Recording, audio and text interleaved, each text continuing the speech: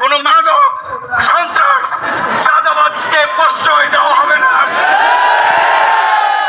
গাজীপুরের কোনাবাড়িতে মাদক চাঁদাবাজি সন্ত্রাস ও ছিনতাইয়ের বিরুদ্ধে এক বিশাল বিক্ষোভ মিছিল অনুষ্ঠিত হয়েছে।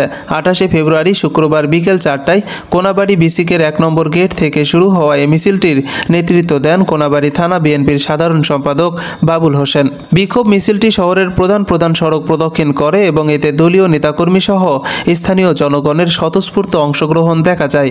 মিছিল শেষে সংক্ষিপ্ত সমাবেশে বাবুল হোসেন বলেন, কোনাবাড়ির মাটিতে মাদক সন্ত্রাস ও চাঁদাবাজদের কোনো ঠাঁই নেই। আমরা জনগণের পাশে আছি এবং সব ধরনের অপরাধমূলক কর্মকাণ্ডের বিরুদ্ধে শক্ত অবস্থান নেব। কোনাবাড়ি থানা বিএনপি কখনোই কোনো সন্ত্রাসীদের আশ্রয় প্রশ্রয় দেয় না এবং ভবিষ্যতেও দেবে না। তিনি আরও বলেন, এলাকার শান্তি শৃঙ্খলা বজায় রাখতে সবাইকে একসঙ্গে কাজ করতে হবে এবং অপরাধীদের বিরুদ্ধে সোচ্চার হতে হবে। সমাবেশে বিএনপির বিভিন্ন পর্যায়ের নেতাকর্মীরা উপস্থিত ছিলেন এবং তারা সবাই মাদক চাঁদাবাজি ও সন্ত্রাসের বিরুদ্ধে ঐক্যবদ্ধ থাকার প্রত্যয় ব্যক্ত করেন। এই ধরনের কর্মসূচির মাধ্যমে এলাকার সাধারণ জনগণও অপরাধের বিরুদ্ধে সোচ্চার হবেন বলে আশা প্রকাশ করেন বিএনপির নেতারা।